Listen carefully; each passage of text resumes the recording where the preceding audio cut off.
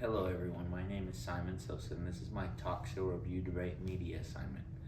So what I have chosen for my video for this assignment, I have chosen Jacob Misiorowski's All-Star Nod Proves MLB System is Broken. That's the title of the video and this is by Foul Territory on YouTube.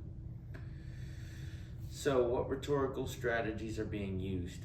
So first we see ethos. Ethos would be seeing the guys in the video, AJ Przinsky and Todd Frazier and a few other guys that are discussing that Jacob Misiorowski has been chosen for the MLB All-Star game and he has only pitched 5 starts. So not very many starts, and they believe that that is incorrect by the MLB, as he does not have enough stats or categorize himself as one of the dominant players in the league yet. And then the next that we will be talking about is logos.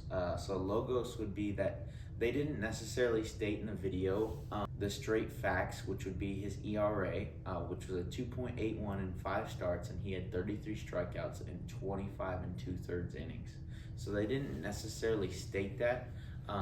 They mainly were looking at the fact of him just not being qualified for not having enough stats and enough games being played.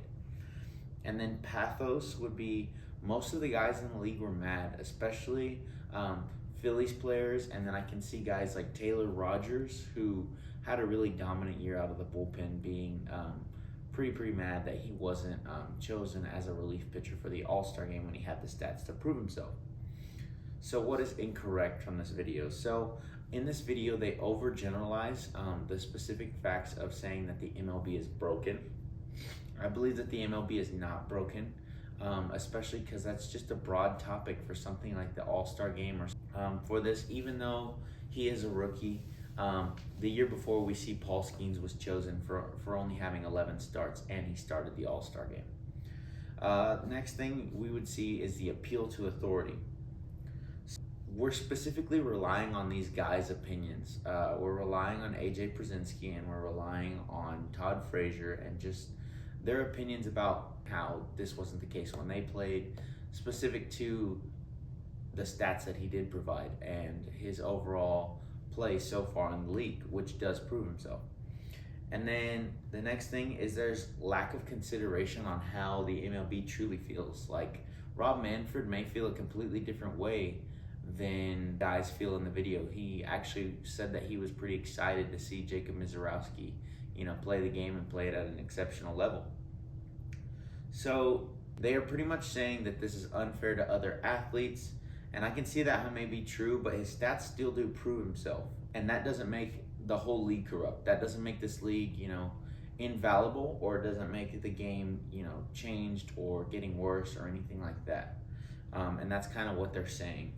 And then the next thing I would consider is it adds more flavor and adds more sense to the fact of sportscasting. There's a lot more product and there's a lot more vast opinions, which does benefit, especially like my opinion right now. Like it's a clear and open opinion with less argument, less debate, just more so an opinion. And then the next thing is, how does race, gender, and class typically play a role in this?